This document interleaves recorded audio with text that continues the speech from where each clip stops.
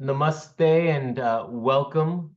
Thank you for joining today's webinar, kind of an open house on Shastriya Sangeet with Dr. Kanikeshwaran. And let's just jump into it. We're busy, I know, Tuesday night.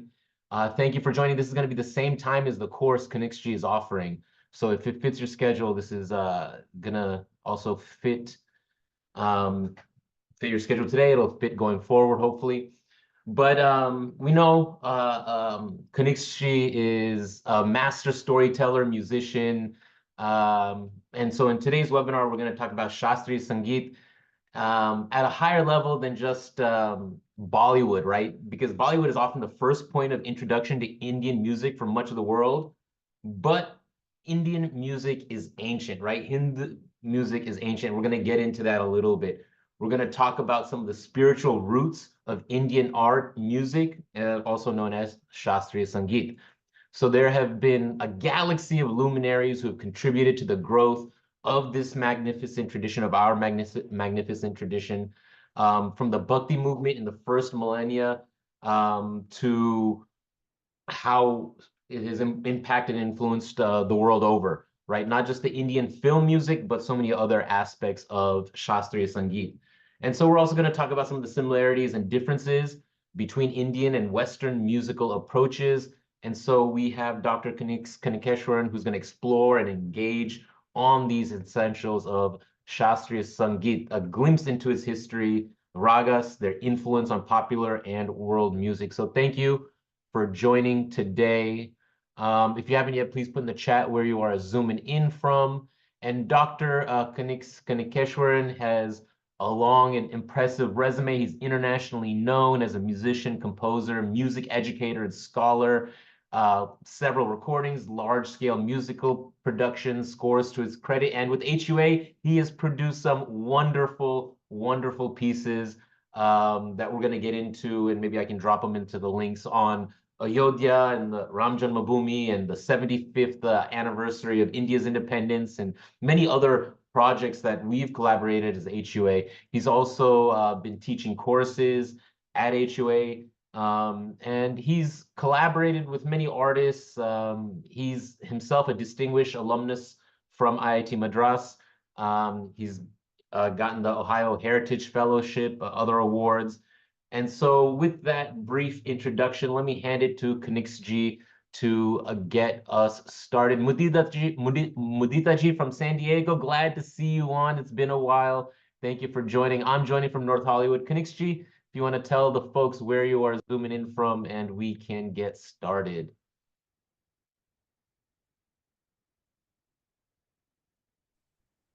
Awesome. Thank you so much, Ankur, for the very kind introduction. Give me just 1 second. I just need to turn something off.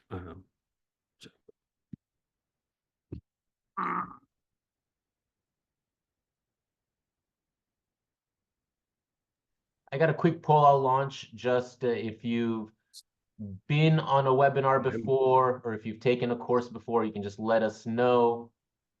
Fill that one out. There we go. Back at it, Kanixji. Yes, awesome. So namaskar to everyone. So happy to be here. So it's kind of unusual because we do this webinar on a Saturday or a Sunday, and this is actually the first day of class, and we're doing it today. And we hope this stimulates the interest within a lot of people. Now, there's a lot that we cover in this course, but I wanted to set a context for this, and that's what I had done in the little promo video. Indian classical music, Shastriya Sangeet, has been in the news for the last couple of weeks, no, almost a month, with stuff happening in the world of Carnatic music, and questions being raised on what exactly tradition is, and what is broken, what's not broken, and what is right and what is not right, and all that kind of stuff. That raises a lot of interesting questions. And the thing is, it's not possible, and it's not just right to jump into conclusions when something like this happens. But if you take into perspective the long-standing history of Shastriya Sangeet and recognize its significance, a lot of answers begin to appear. So I'm not going to give any answers before the end of this webinar today, but definitely through the course, we will answer a lot of questions as to what is right, and by what standard, by what yardstick is what right, and so on and so forth. But today is just to make sure that we whet everybody's appetite and get you interested in the topics in the context of everything that's going on now. Prior to that, I'd like to play a short video of a recent concert that we had this weekend. And that will also set off a whole bunch of questions. Again, what is tradition, what is not tradition, and all that. Ankur, I'm going to be playing a video from what we did with the Cincinnati Pops Orchestra. Is the meeting being recorded? Yes. Should I not record this part? I think so. I think it'll be better not to.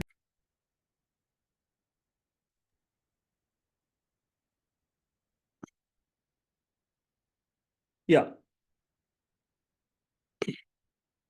Can so that was a performance we had last week. It was the Tarana in the Raga Charukesi with a symphonic accompaniment that I'd written. This is a Tarana that I composed many years ago, and I arranged it for an orchestra many years ago as well, expanded it for a symphony orchestra. So the Tarana is traditional, the Raga is traditional, just playing it along with the symphony orchestra is not traditional. And so that is what you see here. So it's like at every point in time, something or the other happens in terms of innovation, which builds upon an existing tradition without breaking rules in either tradition. So I just want to have a couple of quick thoughts on what people felt when they saw this before I get into the current affairs in Carnatic music. Yeah, please share your thoughts in the chat. Mm-hmm.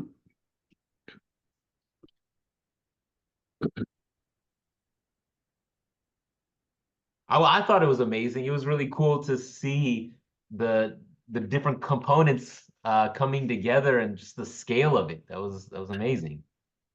Well, thanks, Ankur. Munita It's a large scale. beautiful performance in the chat. It was amazing indeed. Yeah, there were like 80 instruments playing there. And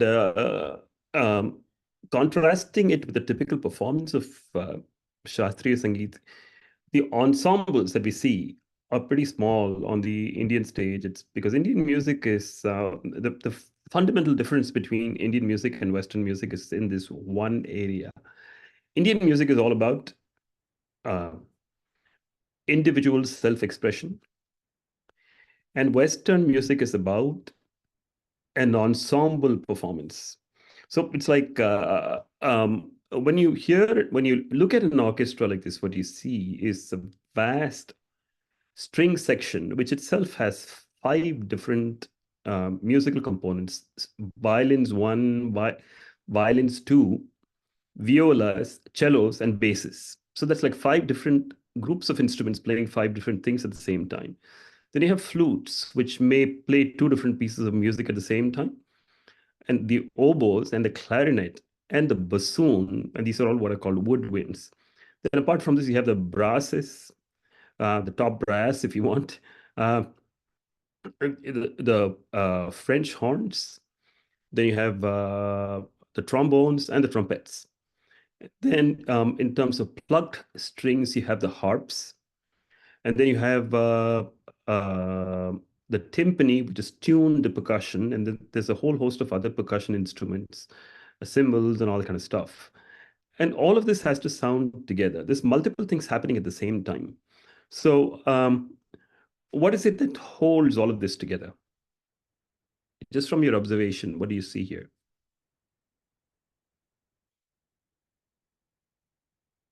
Any quick answers? What is it that holds the whole thing together? I mean, you could have 70, 80 people playing so many different things. A couple of answers here. Layam. No, actually, what it is it's the actual written music score. Okay, So music is written down in the Western tradition using what's called a staff notation. And there's different parts written for each of the instruments, and they all come together. It is not fusion. So when an orchestra plays together, it's like many different um, tunes are heard at the same time, but they all gel with each other. They all are harmonious with each other, depending on how it is written. And everything is composed by how the composer writes a piece of music on a piece of paper. And it is read by each and every musician, and the conductor keeps all of it together in sync. And the primary reason for this is that the entire Western world is a written tradition, right?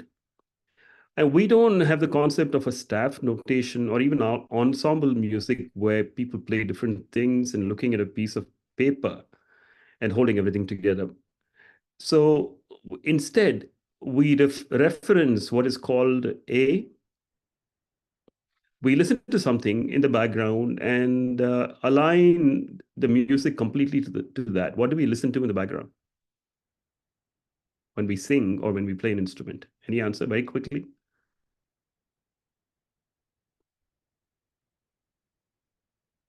Come on, people. I'm sure some of you must have sung or definitely must have heard music, Indian music. What do you see when you see a concert of Indian music? At least in the olden days, you see somebody singing, what do you see behind them?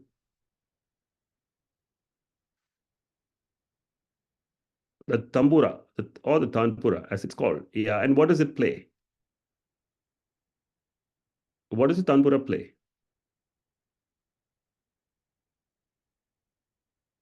Sapa sa. And what is it called? No, it's not the beat. Bass note. You're getting there. There's an Indian word for it. There's a Sanskrit word for it. What you hear in the background.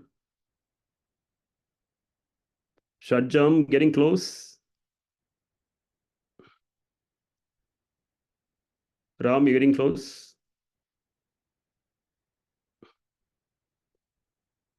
Another clue, it starts with the English letter S. It's a Sanskrit word which starts with the English letter S. Shruti, yes. What does the word Shruti mean?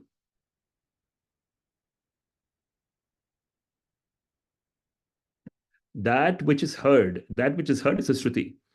And I mean, does this immediately strike a chord, literally? In the Hindu tradition, what we refer to as the scriptures is the Shruti, that which is heard, that which is perceived. And whereas in the Western world, the way even music is perceived is from the book, from that which is written, that which is read from something that's already written, like a Bible. Okay. So the fundamental difference between Western and Indian music lies right here in the way you perceive even something like music. Okay, now our traditions are ancient. So what you heard today is that tarana that I had composed, and tarana is a musical form which came into being in the second millennium. And the raga that you heard today, it's called Charukesi. The raga Charukesi is something that's commonly used in film music, and it's used in and you do hear it a lot in classical music as well. It's more of a Carnatic raga which has gotten adapted into Hindustani music. So there are many popular film songs in Charukes. There's only one that comes to my mind right now. A couple of them that come to my mind right now. One is Akele. जहाँ हो da da da da da da da da da da अकेले में. So that's one. Aahista Aahista Aahista Aahista निंदिया न तू आजा इन दोनों. That's an A.R. Rahman song. So there's many film songs in Charukesi. Aadal Kaliye Devan Tandade, like somebody has typed out. That's also in Raga Charukesi. Kripaya paraya shaure. That's the composition by Swati Tirunal in the raga Charukesi. So, can somebody guess how old Charukesi is? We talk of Indian musical traditions as something very old, but how old do you think is Charukesi?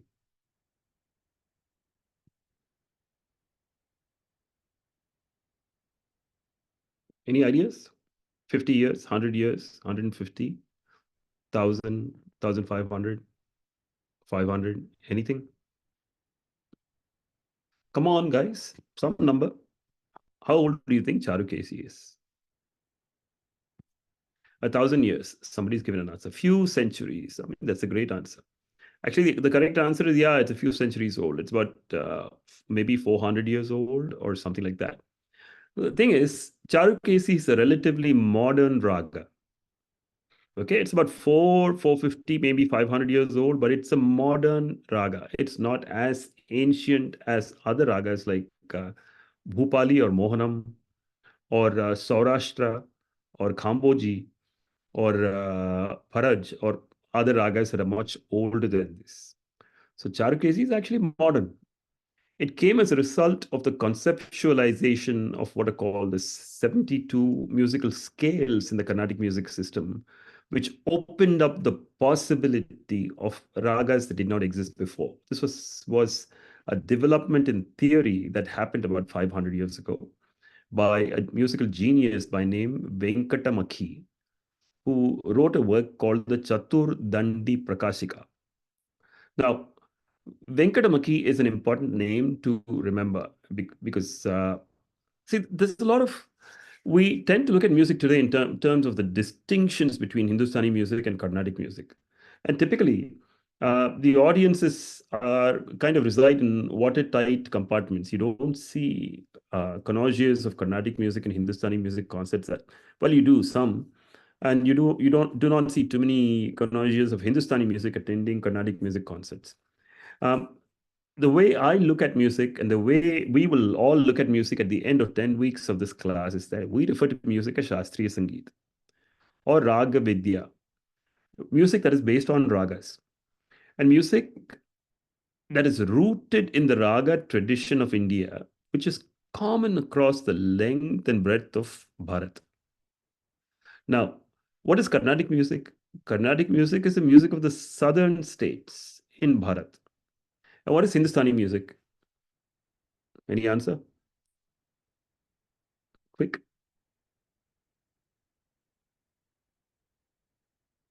No, it's not just northern. It's the music of the rest of India. Well, we have the west, we have the east, and we have the north. So everywhere, northeast. So Hindustani music is basically Indian music. That's what it is. The word Hindustani doesn't mean. So it's basically the music of India. It's the Shastriya Sangeet of India, Hindustani music, and its southern variant is Carnatic music, which has a deep history as well. And a lot. There's a lot that is common to both the traditions. The fundamental grammar is common. The idea of swaras, the idea of ragas, the idea of tala, the idea of cyclic music, in contrast to Western music, where you just have a series of measures. In Indian music, in Bharatiya Shastriya Sangeet, it's always cyclical. And the music is completely based on ragas. And ragas relate to time, ragas relate to space, ragas relate to seasons, ragas relate to moods, ragas relate to emotions, ragas relate to the state of mind, ragas relate to rasa. So there is so much of a connection. It's a very organic way of creating music. It's not just a set of mechanical scales. Over a period of time, what has happened is that theory has come down to explain practice. And thanks to theory, more practical ragas have been derived. That's another composition topic all by itself. So, one of the there are a couple of personalities that are common to the northern and the southern traditions, and one of them is Bharata Muni. Bharata Muni is the author of a treatise called the Natya Shastra, which came into being about what 1800 years ago or something like that. See, for now, let me just make this disclaimer that I'm just going with the academically accepted Western calendar dates, and I'm not getting into any dispute as to whether they could have lived any time before that or not. For now, let's just go with it. And this itself gives us points to the ancient origins of music in a very powerful way. Bharata's Natya Shastra goes back to the origin of Indian music from the Samavedic chants of a bygone era, even during that time. And parallelly, there was a Tamil work called the Silappatikaram. Now, Silappatikaram was actually taken over by politics, like in the 1950s and 60s. And who is the heroine of Silappatikaram? Anyone speaking Tamil or just aware of what the Silappatikaram is? The Silappatikaram is an epic. So the hero of Silappatikaram is Kovalan, and his wife's name is Kannagi. Yes.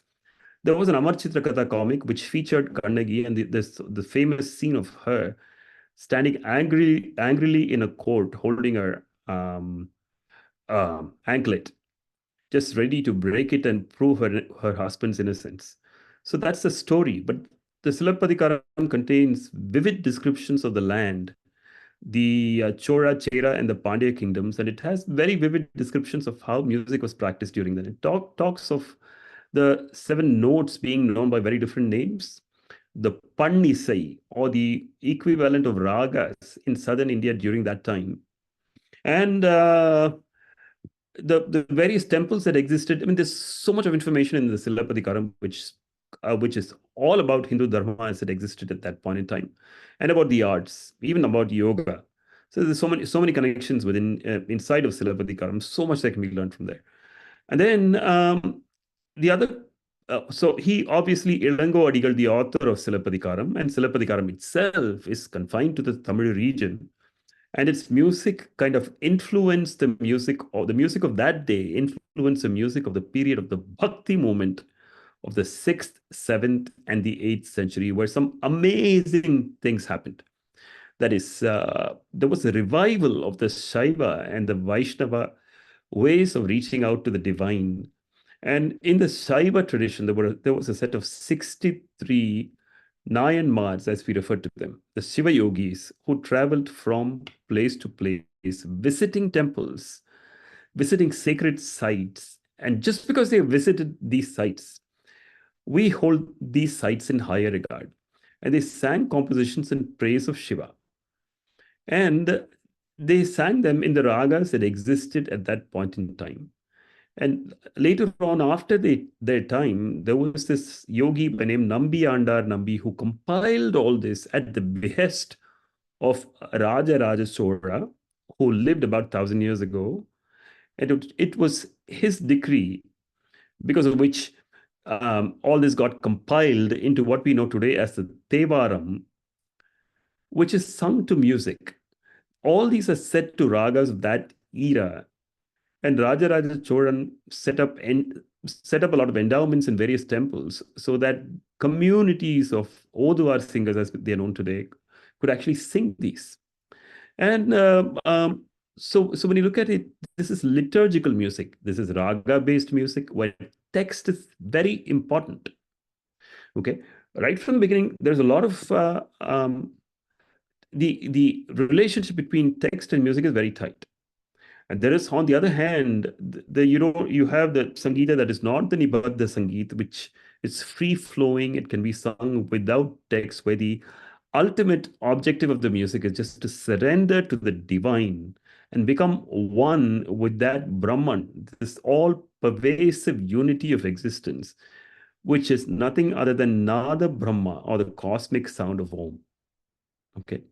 So when you surrender to music in that way, music itself becomes a marga for liberation. So Veena Vadana Tatvajnaha, Shruti Jati Visharadaha, Talajnaha, Aprayasena Moksha Margam Niyaschate.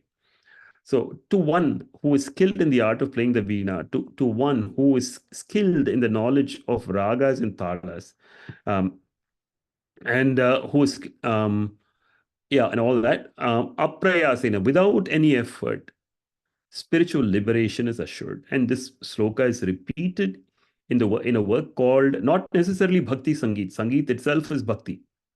Responding to a comment here.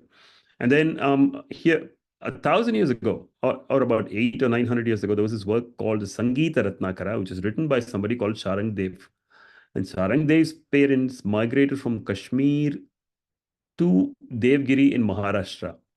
And he wrote this treatise called the Sangeeta Ratnakara, which is referred to both by the Carnatic music tradition and the Hindustani music tradition. And his um, uh, lineage of disciples, when there was political trouble, they migrated down south and moved down to where else? It had to be Vijayanagar. Vijayanagar was a great center of music and dance, and temple building, architecture, sculpture, and everything that you can think of. And even poetry, even kings were poets, you know. And then the great musicians, the Sangeeta Pitamaha, Purandaradasa lived in Hampi, lived in Vijayanagara. Even if you go there, you can see the Purandaradasa Mandapam. He was a devotee of Vittala, and all his compositions have the word Purandara Vittala in them. He was Purandaradasa, basically. And musicologists who lived during that time, who came down the lineage of Sangeeta Ratnakara and Sharangadeva, after the fall of the Vijayanagar Empire, they sought patronage in the Nayak fort in Tanjavur. So, and after the Nayaks came the Marathas, who also ruled from Tanjavur. So, Tanjavur became a great center of music, and it was subject to less political uncertainty and conquest and destruction and things like that in the post Vijayanagar period. Actually, even during the Vijayanagar period and the post Vijayanagar period, because prior to the Vijayanagar period, the South had also seen its share of looting and plunder. Madurai was destroyed at one point in time, and even the Srirangam temple went through a lot of chaos and all that. But there was a relative period of peace during and the post the Vijayanagar era. So during that time, a lot of other theoretical treatises came into being, and one was in the hands of Venkatamakhi. It's called the Chaturdandi Prakashika, which holds the key to many of the ragas that we know today. Venkatamakhi was a great Shiva Bhakta. He has composed a number of compositions in praise of Shiva, number of short Geetams, many of which are not available, but some are. And I have sung some of those. You don't commonly hear them in the concert platform, in the concert paradigm. And there's a lot of new words that have pervaded the Carnatic music vocabulary today. Just like Tanjavur was a center of the Carnatic music, it was a center of gravity for Carnatic music. Agra, Gwalior, and a few other places, Rampur, and so many other places in the north were magnets for musicians in the Hindustani paradigm. And in Hindustani music, you have an older form of Hindustani music called Dhrupad. And Dhrupad is a lot more meditative and less flowery and less romantic compared to the Khayal. And in Dhrupad, you see a lot of Shiva stutis that are sung even today. And even the Nom Tom Alap, which is sung in Dhrupad, is a form of surrender to Nada Brahman itself. So there is a famous Drupad in the Dagarvani tradition, which goes Shiva Shiva Shiva Shiva Shiva Shiva Shankara Adi Deva Shankara Adi Deva Shambhu Bholanath Shambhu Bholanath Yogi Mahadeva Shiva Shiva Shiva Shiva Mahabali Shiva, Mahabali Shiva, Adi Shiva, Adi Shiva, Purana, Sakala Kaja, Purana, Sakala Kaja, Hara Hara Mahadeva Shiva, Shiva, Shiva, Shiva. Now, for those of you that are familiar with film music, I want to hear from you if you recognize this tune. First of all, have you heard this original one, Shiva Shiva Shiva, before? And regardless of whether you have or not, do you recognize a film song in this tune? A very recent one. which is hardly a year old. I'll give you a clue. Mani Ratnam. No one? Yeah, the raga is Adana. Adana. You're right, Sahana. Yeah. Yeah.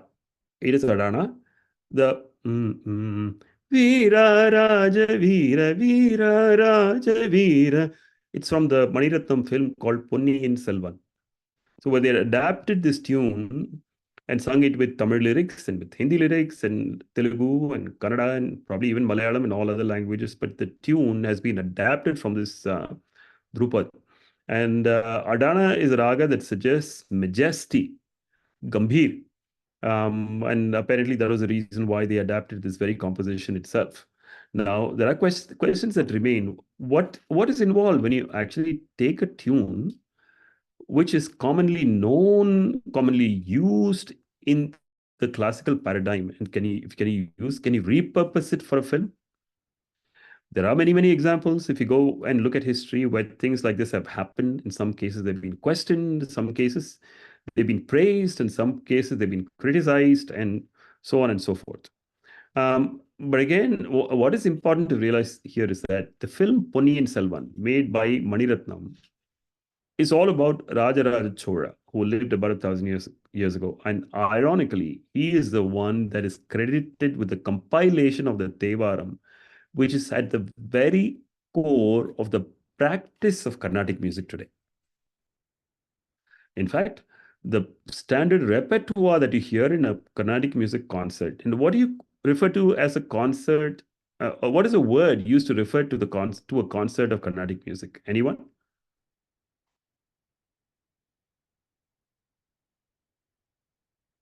Kacheri. What does kacheri mean in other languages?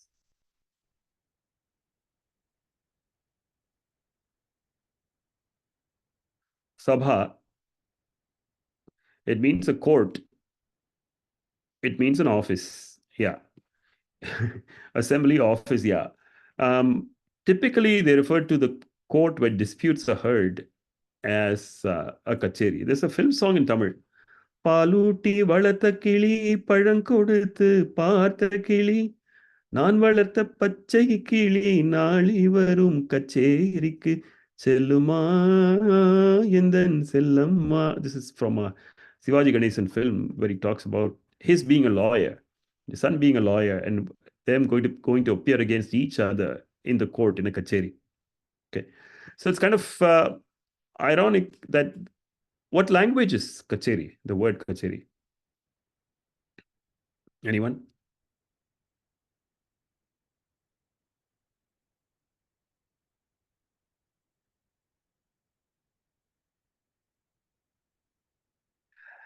Yeah, it's from the Arabic, Persian, Urdu, that paradigm. It's not Sanskrit, it's not Tamil. What is the word for a concert in Hindustani music?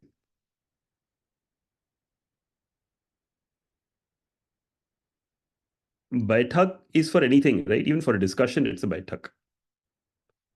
But for a concert, if a poetry rendition is where what people would refer to as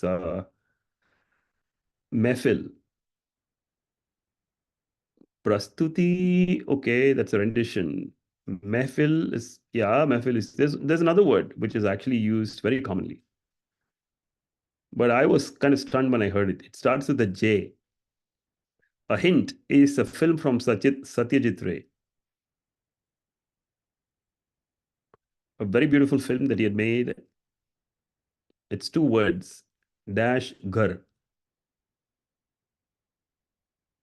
Jalsa, Jalsa. Jalsa is a word that's, yeah, Jalsa ghar. So Jalsa is a word that's used to refer to a concert of Hindustani music. It's kind of funny. I had a chat with when I met Pandit Ravi Shankar. We were talking about this other word Jalsa. Actually, it refers to a concert of Hindustani music. So we really don't have a creative word, a word in the Tamil or the Sanskrit traditions that refers to a kacheri. So they came up with a word called Isai Arangam in All India Radio. But over a period of time, they used to say that இன்றைய இசை அரங்கம் நிகழ்ச்சியில் so and so's கச்சேரி நடக்கிறது. So kacheri is used regardless of the word இசை அரங்கம். So there's so much of these interesting things that have crept into the vocabulary of Hindustani music. So in a kacheri, the first half is pretty serious stuff, long renditions. What does Bharata Muni say? He doesn't.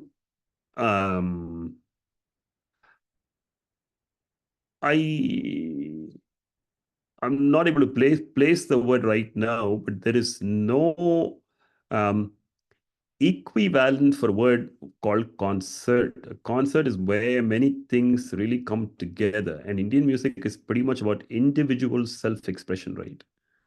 So Rachna is like a recitation or just a Sangeet Vadan or something like that. So it's more like we have the concept of performance, but not the concept of people coming together in concert. So that's the reason probably why there is no word for a concert as we know today in the modern context. And in the kacheri, in the second half, there's a lot of lighter pieces that are played. And what do we refer to them in Carnatic music for those that attend concerts? The tilana, the shorter composition, tukkada. And tukkada comes from what language? Yeah.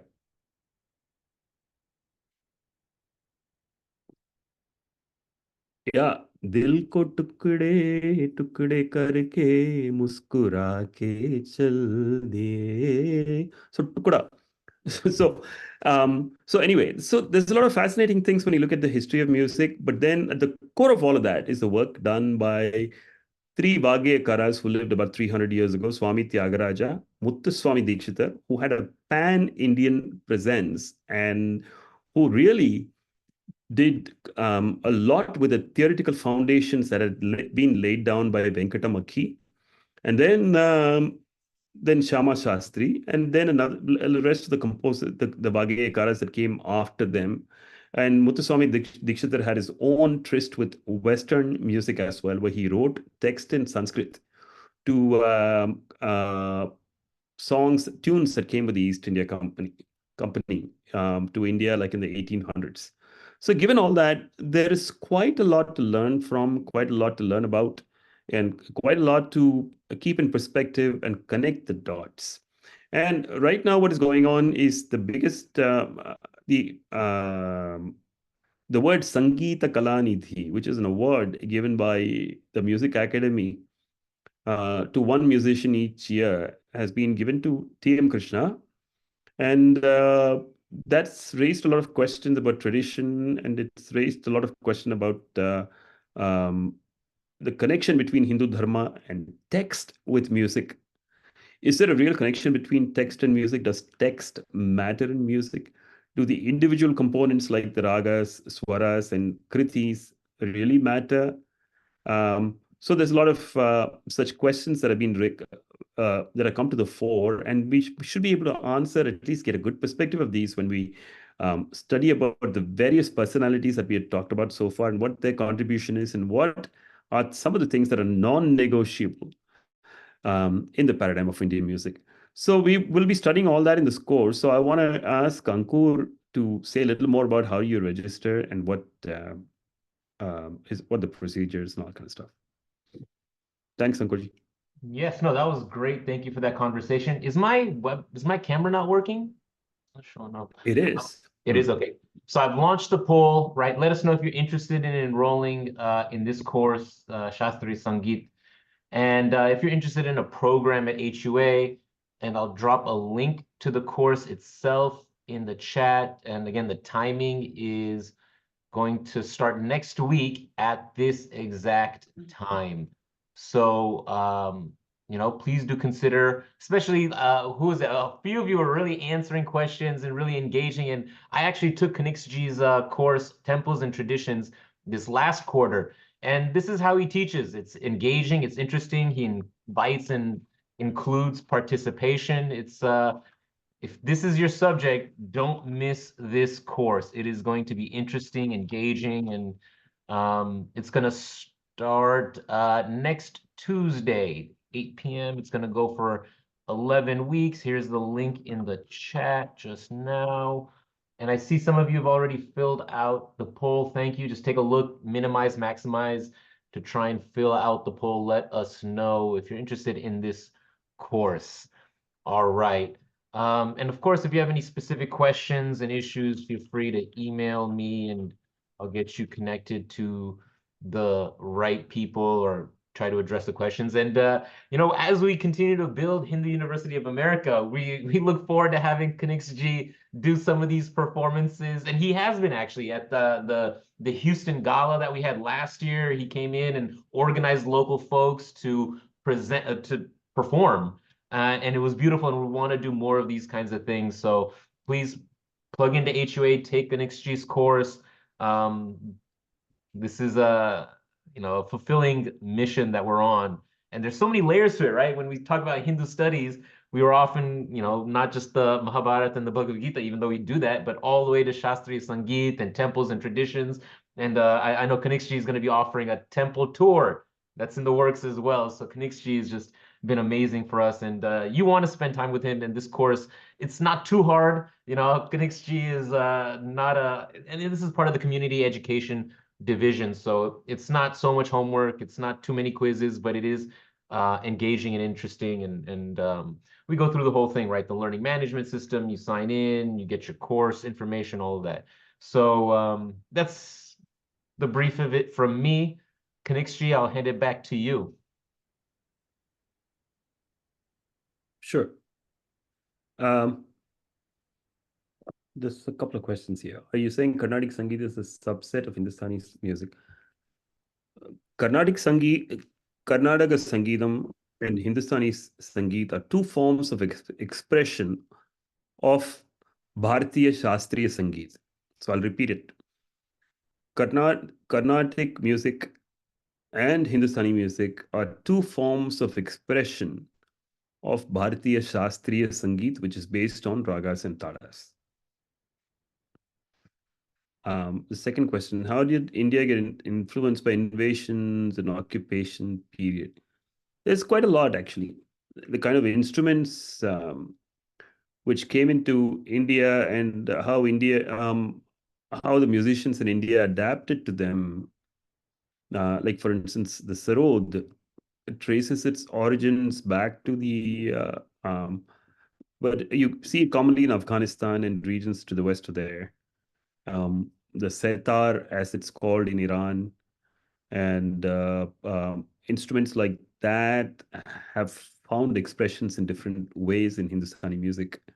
And the violin has been adapted into the world of Carnatic music. The violin is a fabulous instrument, tracing its history back to Italy, and Vivaldi, the famous Baroque composer who lived probably in the 1500s or so. And then later on, the violin came to India in the 1700s, and Dikshitar's family took it up.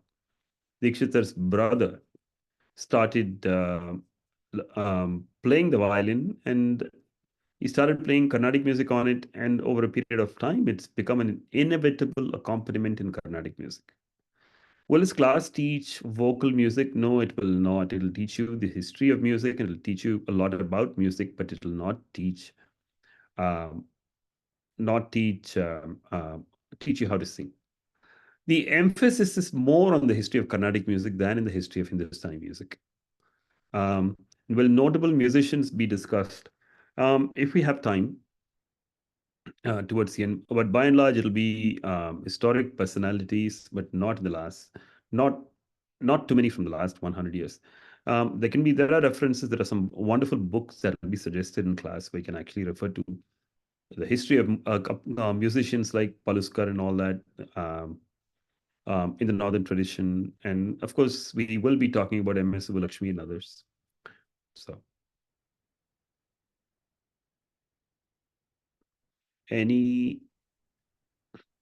So that was the last question, Sahanaji. Thank you for joining and engaging and asking the questions. And to everyone, thank you for participating and engaging in this webinar. Kanixji, do you want to close us out? We do have a next webinar starting in 5 minutes, so I got to get on that one on the certificate program in Hindu Studies. And so this course plugs into the larger picture of Hindu University of America and is one of the courses that qualify to complete that certificate program in Hindu Studies.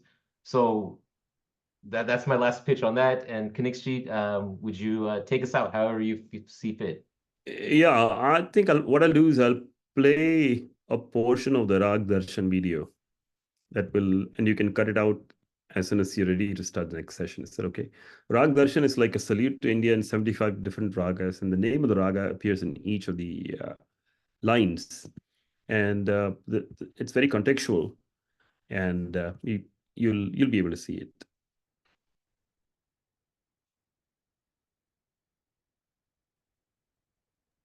All right, we'll play that for like a minute or two. Thank you, everyone. Sure. And we'll go out on the Rag Darshan. This is a beautiful video. If you haven't seen it, I'll drop it in the chat after also.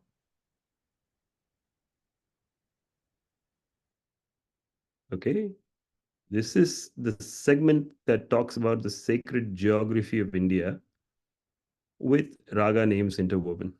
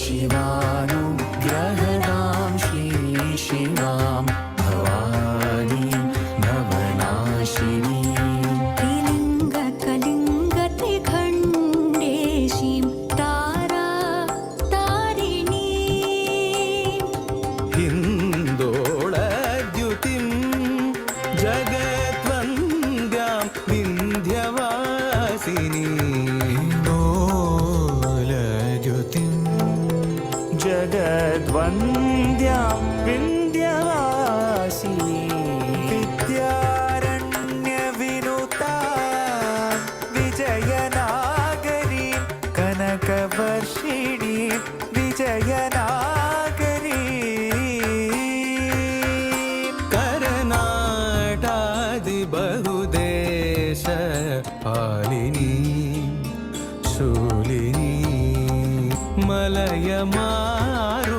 शीतलां मलयाचलनिकेतनाम् बिन्दुमण्डलवासिनीं मालिनीं कन्याकुमारीम् Ayodhya Kashi Kanchi मधुरोज्जयिनी मायापुर्यादिक्षेत्रे Shri मोक्षदायिनी Vande Mataram.